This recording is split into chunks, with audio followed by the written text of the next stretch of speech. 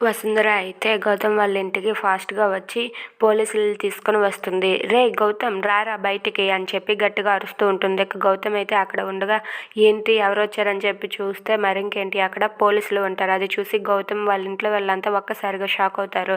రారా బయటికి, ఈరోజు నిన్ను అరెస్ట్ చేసి తీరుతానురా అని చెప్పి అక్కడ ఉన్న పోలీసులకి ఇదిగోండి సార్ ఇతనే నా అల్లుడిని చంపించింది అని చెప్పి అంటూ ఉంటుంది. ఆ మాటలు విన్న గౌతమ్ అయితే ఒక్కసారిగా షాక్ అవుతాడు.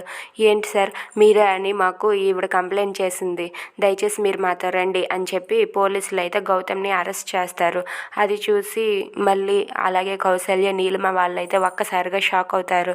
ఏంటి ఏం చేస్తున్నావు వసుంధర అని చెప్పి కౌసల్య అడుగుతూ ఉంటే, ఈ రోజు నుంచి నీ కొడుకు మీద నువ్వు ఆశలు వదులుకో, నా అల్లుడిని చంపినందుకు నీ కొడుకుని నేను చిత్రహింసలు పడేలా చేస్తాను, గుర్తుపెట్టుకో, నీ కొడుకుని నువ్వు మర్చిపో అని చెప్పి వార్నింగ్ ఇస్తుంది. అది విన్న కౌసల్య అయితే ఒక్కసారిగా షాక్ అయిపోతుంది.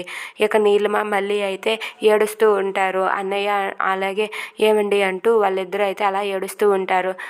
నేను గౌతమ్కి టార్చర్ చూపించకపోతే నా పేరు వసుంధరయ్య కాదు, నా అల్లుడిని చంపించుతాడా అని చెప్పి వసుంధర గట్టిగా అంటూ ఉంటుంది. If you like this video please like, share and subscribe. Thanks for watching.